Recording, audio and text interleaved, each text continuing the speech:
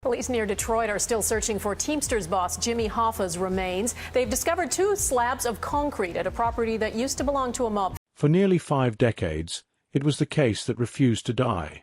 A vanishing act so clean, so complete, it became the gold standard of unsolved mysteries. Jimmy Hoffa, one of the most powerful labor leaders in American history, disappeared in broad daylight and left behind nothing but questions. No body, no witnesses, no trace. But now, in a twist few saw coming, a decades-old clue has sparked a chain of events leading to what may be the most significant break in the case yet. A location long dismissed, a silent witness with 4 legs, and a timeline that doesn't add up. Something doesn't sit right. What if everything we know about Hoffa's disappearance was wrong? Stay with us, because what investigators uncovered after all these years is deeply unsettling, and it might just flip the entire story on its head. On the morning of July 30, 1975, Jimmy Hoffa began his day like any other, unaware that it would be his last appearance in public. Dressed in a navy sport coat and a crisp white shirt, his trademark slicked-back hair perfectly in place, Hoffa left his modest home in Lake Orion, Michigan. He was headed for a meeting at the Mochu's Red Fox restaurant, a quiet upscale establishment in nearby Bloomfield Hills.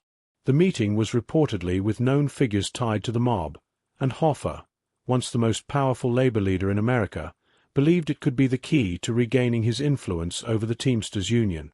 As the day wore on and Hoffa failed to return home or make contact, concern grew rapidly.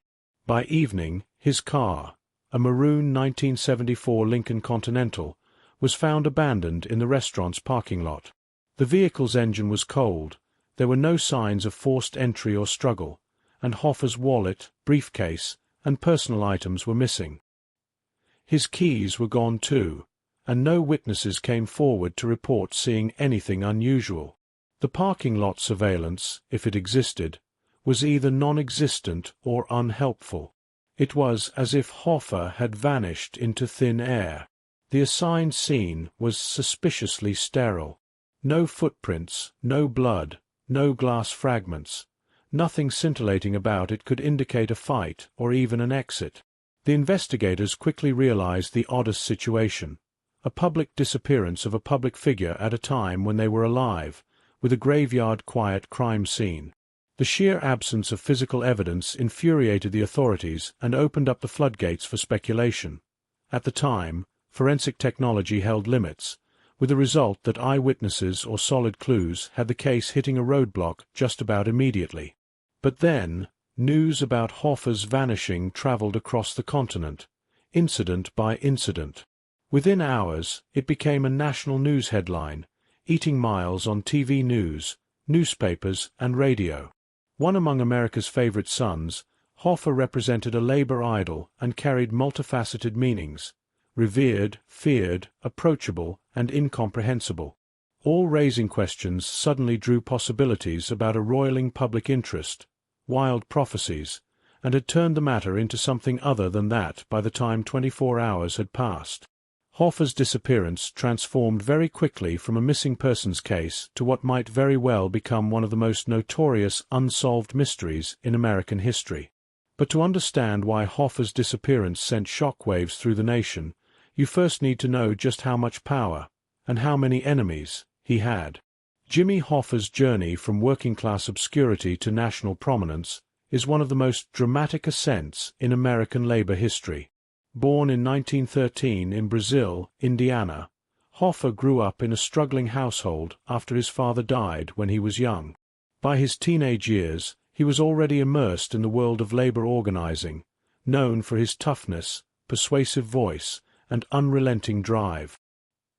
He quickly rose through the ranks of the International Brotherhood of Teamsters, a powerful labor union that represented truck drivers and warehouse workers across the country. By 1957, Hoffa became the president of the Teamsters, cementing his position as one of the most powerful labor leaders in the United States. Under Hoffa's leadership, the Teamsters expanded dramatically, becoming the largest and most influential union in the country. Hoffa wielded his influence not just to negotiate better wages and conditions for workers, but also to consolidate power in ways that often drew controversy. He was admired by many of his members for his unapologetic advocacy, but his methods were aggressive, and his alliances were questionable. Notably, Hoffa developed close relationships with key figures in organized crime, using their support to strengthen the Union's reach while allegedly offering favors in return. These connections, while beneficial in the short term, tainted his legacy and attracted the attention of federal investigators. The rise of Hoffa was paralleled by the increasing level of scrutiny. His alleged jury tampering, attempted bribery, and fraud in 1967 resulted in a conviction, and he was sentenced to 13 years. Released in 1971 after a commutation from President Richard Nixon, Hoffa was, however, banned from Union activities until 1980. The ban that was supposed to curtail Hoffa's ambitions did not. Immediately upon his release, he proceeded to plot behind the scenes to reclaim his place in the Teamsters. His refusal to respect the conditions imposed upon him put him into open confrontation with political authorities as well as former allies who now controlled the Union in his absence. Hoffa's power bid, however, became an increasing liability. His attempts to reassert his power within the Union leadership thus threatened to unravel an already fragile relationship between the Teamsters and their underworld ties. Former associates now in power saw Hoffa no longer as the mentor, but as an adversary, someone capable of upsetting deals and shifting concentrations of power. Hoffa, in his quest to reclaim his throne, alienated enemies on all fronts, within the Union, among the mob, and in the federal government. This deadly mix of ambition, betrayal, and silence would ultimately set the stage for his disappearance in 1975 and secure Hoffa's place not only in labor history, but in the darker chapters of American crime literature. Over the decades since Jimmy Hoffa's disappearance, countless investigations have been launched in hopes of finally uncovering what happened to the infamous labor leader. Among the most high-profile of these was the 2006 FBI excavation at the Hidden Dreams Horse Farm in Milford Township, Michigan. Acting on an anonymous tip that Hoffa had been buried in a barn shortly after vanishing, the FBI initiated a full-scale dig complete with forensic specialists, excavation crews, and intense media coverage. Despite the promising lead and the meticulous effort, no human remains were found. The dig ended like so many others before it, with nothing but speculation and another line crossed off the map. The failure of that dig did little to slow public curiosity. In fact, every new lead or theory only seemed to deepen the national obsession. Books, podcasts, and television specials continued to flood the market, each claiming to offer the next breakthrough in the case. Documentaries, like the one that reignited interest in the Pulaski Skyway theory, and fictional portrayals such as Martin Scorsese's The Irishman brought Hoffa's story to new generations, blurring the lines between fact and legend. Even decades after his disappearance, Hoffa's name remained a fixture in American culture, with every anniversary of his vanishing renewing interest and debate. It is that obsession, an attraction to yet another mystery, that would come to signify the ultimate missing persons case of America, the case, in fact, of Hoffa. His disappearance had to do more than a missing man. It was about the fullness of what the disappearance meant, a culture of corruption, power, betrayal, and institutional failure. Unlike many cold cases that eventually fade from memory, Hoffa's lingered in public consciousness and became more substantial with the passage of time. It was less a matter of the body being dug up and more of figuring out a puzzle that seemed devised not to have an answer. The very passage of time has added magical qualities to Hoffa's mythology without closure being possible. So that dead-end investigation, so much so the false tip, so melodramatic the fact itself, all contributed to the halo of the case. It has become almost a cultural landmark mystery evoked in discussions of conspiracy, government cover-up, and organized crime. For most, Hoffa's disappearance was no longer simply a criminal case. It became, rather, a national symbol of how power, secrecy, and fear can bury the truth for generations. Equally perplexing and telling is the selection of the stadium site for reburial. Milwaukee County Stadium had been slated for demolition, but remained an active sports facility as of 1995, hosting the Brewers and thrumming with public activity. Tucking a body under third base was not just audacious, it was purposeful. The burial ground may have been deemed inaccessible or untraceable with future development, thus obliterating all traces under layers of cement and recreation. Ironically, what could have held the appearance of a final, permanent hiding place became the locus of renewed scrutiny as a result of modern technology and a decades-old playing card. What used to lie buried in secrecy may just unravel an even deeper network of complicity and long-term deception. Nearly 50 years after Jimmy Hoffa vanished, a new eyewitness has come forward with a startling claim that could reframe everything we thought we knew about his disappearance. In the recently released book The Last Mob Lawyer, veteran New Jersey attorney Chris Franzblau recounts a conversation with a man named Jeff, who revealed that he had witnessed the burial of a body near the Pulaski Skyway in 1975. According to Jeff, he was a young man helping his father excavate a construction site in Jersey City when he saw two cars pull up, one of them a black Cadillac with Michigan plates. From his vantage point, he said he watched several men remove a body from the trunk and place it in the freshly dug earth. What makes Jeff's story even more compelling is his claim that chemicals were used during the burial to accelerate decomposition or suppress detection. This aligns with long-standing theories that Hoffa's body was treated with industrial chemicals, possibly to destroy evidence or prevent dogs and searchers from locating the remains. While no physical evidence from this site has been recovered yet, Jeff's account adds weight to the chemical burial theory, which has been part of the Hoffa mythology for decades but lacked a named, direct eyewitness until now.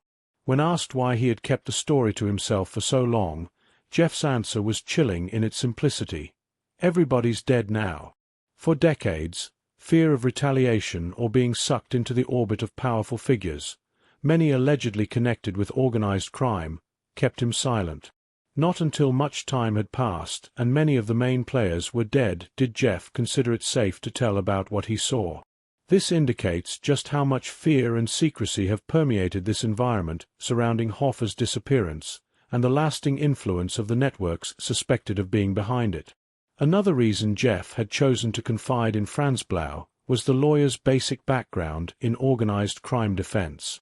So, he felt that someone well acquainted with the Teamsters and the mob circles would perceive the gravity of what he was revealing.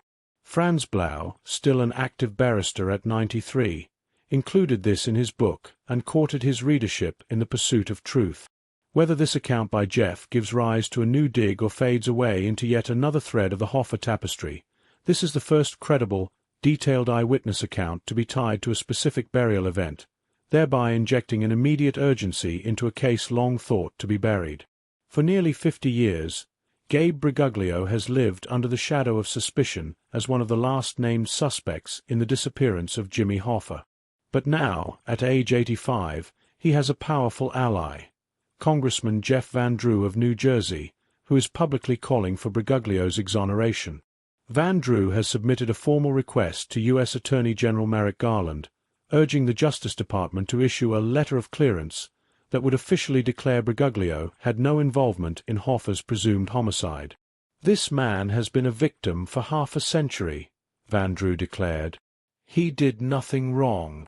The congressman argues that restoring Brigaglio's name isn't just a matter of personal redemption, it's a matter of American justice. For Brigaglio and his family, who have endured decades of accusations without formal charges, this letter would bring long-overdue closure. The central accusation against Brigaglio originated from Ralph Picardo, a convicted slayer and known informant who told federal agents that members of Anthony Tony Provenzano's crew, including the Brigaglio brothers and the Andretta brothers, were responsible for Hoffa's death. However, Picardo's credibility collapsed under scrutiny. Official reports, special prosecutors, and even Picardo's own FBI handlers acknowledged that he was a pathological liar who fabricated stories to curry favor and secure his release from prison. Picardo had no first-hand knowledge of Hoffa's disappearance and admitted to speculating that, if Tony Pro was involved, then others, like Gabe, would probably be involved too. These guesses, unsupported by any physical evidence, were used to impanel a grand jury and smear Brigaglio's name across headlines for decades. Yet the federal government never charged him with any crime related to Hoffa. However, Brigaglio, who has never been indicted for the homicide of Hoffa, has been presented time and again in books, documentaries, and movies as a co-conspirator in the said homicide charge, which he fiercely contests. Brigaglio stated, "I had nothing, absolutely nothing to do with anything that happened to Mr. Hoffa," in an interview on Fox Nation. Brigaglio went on to recall being in New Jersey on the day of Hoffa's disappearance and returning home to his family that night. He insists that, never having been part of the Mafia, he only knew Provenzano through business with the Teamsters Union. Brigaglio even testified that another fictitious charge, the labor racketeering charge he went to prison for, was fabricated by the testimony of none other than Picardo himself. But, with continuous media coverage and public presumptions, most of Brigaglio's life has been an uphill struggle defending against a crime he claims he did not commit. With the clock ticking, the Brigaglios have been pleading for justice. His daughter Gianna has tearfully recounted the struggle of decades of public scrutiny on her family. "My father," she stated, "is finally being heard." She thanked Representative Van Drew for standing up for a man the government never prosecuted but also never cleared. The campaign to clear his name, she added, was courageous and long overdue. Van Drew agrees, calling the situation truly un-American and actually a case of justice denied. Citing Chucky O'Brien and related cases where the government must be held accountable, he insisted that the government's past mistakes must be corrected. "For God's sake, let's end this and clear his name," Van Drew urged. To the Brigaglios, it's not only a matter of clearing the record, it's about dignity in the remaining years of a life under suspicion, absent evidence, trial, or justice. For decades, one of the most widely circulated theories about Jimmy Hoffa's disappearance has been that his body was disposed of in a chemical vat inside a Detroit factory. According to this long-held belief, Hoffa was slain shortly after his disappearance in 1975 and then placed in an industrial drum or vat of acid to eliminate any trace of his remains. The idea gained traction in the 1980s and was repeated in numerous documentaries, books, and television specials. It appealed to both its brutal finality and its logistical convenience. After all, disposing of a body in a way that leaves no remains has a certain mob-like efficiency.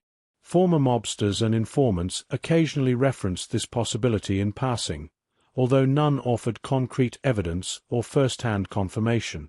Despite its popularity, the acid vat theory was never supported by forensic proof or official findings from the FBI. In recent months, a new twist on Hoffa's mystery exploded online, drawing millions of views on platforms like YouTube. A viral video titled, "Jimmy Hoffa Mystery Finally Solved in 2025, claimed to offer definitive proof about Hoffa's final moments and alleged burial site. The video presented a dramatized narrative involving secret informants, digitized maps, and alleged confession documents, weaving them into what appeared to be a groundbreaking revelation. However, neither the FBI nor any credible law enforcement agency has corroborated the claims.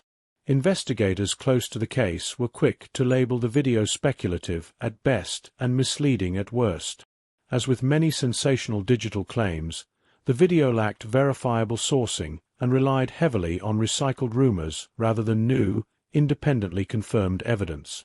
Instead, they are continuing to hinder by abusing potentially promising leads, such as a recent find at the old Milwaukee County Stadium site, where the casebreakers, a cold case team, identified soil anomalies with ground-penetrating radar and received 4 hits from an elite cadaver dog named Moxie, all within the area where third base once stood. This isn't hearsay or conjecture, it is actual, captured modern forensic data. The coordinates of this point originated from a cryptic clue found on a playing card linked to a deceased, corrupt police officer with known ties to organized crime. Unlike previous theories that have lived mostly in rumor and lore, The Milwaukee discovery presented observable, testable evidence, including a disturbed clay layer and potential human remains. Such is the divergence between myth and science that it speaks to the gulf that is now present between old theories and new breakthroughs. And although the fantasies of the acid vat and other such disposal points have stirred the popular imagination for decades now, they remain unverifiable tales peddled by unreliable witnesses or anonymous claims. But over here, Milwaukee represents physical, on-the-ground clues that suggest the likelihood that Hoffa's body might have been buried and might even have been resettled, somewhere by persons really determined to bury the truth as deep as possible. The difference is huge. One relies on mystery and media sensationalism, while the other is grounded in forensic procedure and cross-verified research. Or so this Milwaukee case is likely to become, at the end, perhaps, of decades of distraction and folklore in place of actual answers about what happened to Jimmy Hoffa. But as the facts start stacking up, the real challenge begins, turning this discovery into justice. The legal, scientific, and political fallout following the potential discovery of Jimmy Hoffa's remains beneath the former third base of Milwaukee County Stadium. The investigation has entered a new and delicate phase. The casebreakers, the independent cold case team behind the lead, have submitted an 18-page report to both the FBI and the Wisconsin governor's office. Although the FBI has acknowledged receipt of the findings, officials have yet to make a public statement or confirm whether they will initiate a formal excavation. For now, the investigation remains in a holding pattern, with the site secured and the next steps pending federal authorization. Legally, the situation is complicated. The suspected burial site is located on public land, a youth ballpark and parking area adjacent to American Family Field. Digging there requires extensive permitting, coordination with local government, and strict adherence to forensic standards. Additionally, the presence of a second set of unidentified remains raises further challenges. Authorities would need to treat the site as a possible multi-victim crime scene, ensuring that any excavation preserves evidence while respecting the legal and ethical implications of disturbing a high-traffic public area. A full confirmation of the discovery would bring a radical reorientation of the narrative about Hoffa's case. For decades, the assumption held that Hoffa was either cremated or disposed of beyond recognition shortly after his disappearance. To entertain the possibility that his body could have been hidden for the best part of 20 years and then slyly reinterred somewhere public strongly suggests a far more intricate cover-up. It begs the question of whether powerful individuals or groups put pressure to keep their secret long after the fact of the original crime, with a coordinated silence maintained for decades. The discovery may also open a door to a crossover of relevant relationships among union personalities, organized crime figures, and law enforcement. From the circumstances of reburial, particularly considering the complicity of a disgraced ex-police officer, we gather the threads of a much larger, unseen network. While investigators and federal authorities are weighing their options, this case is no longer solely about finding Hoffa, but discovering the systems that kept him and his story buried for the last 50 years. Thanks for watching. If this story grabbed your attention, do not forget to like, drop a comment with your thoughts, and subscribe for more deep dives into the world's most enduring mysteries. And if you're ready for the next twist, click on the video on your screen now. You won't believe what investigators found next. For the homicide of Hoffa has been presented time and again in books, documentaries, and movies as a co-conspirator in the said homicide charge, which he fiercely contests. Briguglio stated, "I had nothing, absolutely nothing to do with anything that happened to Mr. Hoffa." In an interview on Fox Nation, Briguglio went on to recall being in New Jersey on the day of Hoffa's disappearance and returning home to his family that night. He insists that, never having been part of the mafia, he only knew Provenzano through business with the Teamsters Union. Briguglio even testified that another fictitious charge, the labor racketeering charge he went to prison for, was fabricated by the testimony of none other than Picardo himself. But with continuous media coverage and public presumptions, most of Briguglio's life has been an uphill struggle defending against a crime he claims he did not commit. With the clock ticking, the Bergoglios have been pleading for justice. His daughter Yona has tearfully recounted the struggle of decades of public scrutiny on her family. "My father," she stated, "is finally being heard." She thanked Vandrew for standing up for a man the government never prosecuted, but also never cleared. The campaign to clear his name, she added, was courageous and long overdue. Vandrew agrees, calling the situation truly un-American and actually a case of justice denied. Citing Chucky O'Brien and related cases where the government must be held accountable, he insisted that the government's past mistakes must be corrected. "For God's sake, let's end this and clear his name," Vandrew urged. To the Bergoglios, it's not only a matter of clearing the record, it's about dignity in the remaining years of a life under suspicion, absent evidence, trial, or justice. Old theories versus new evidence. For decades, one of the most widely circulated theories about Jimmy Hoffa's disappearance has been that his body was disposed of in a chemical vat inside a Detroit factory. According to this long-held belief, Hoffa was slain shortly after his disappearance in 1975 and then placed in an industrial drum or vat of acid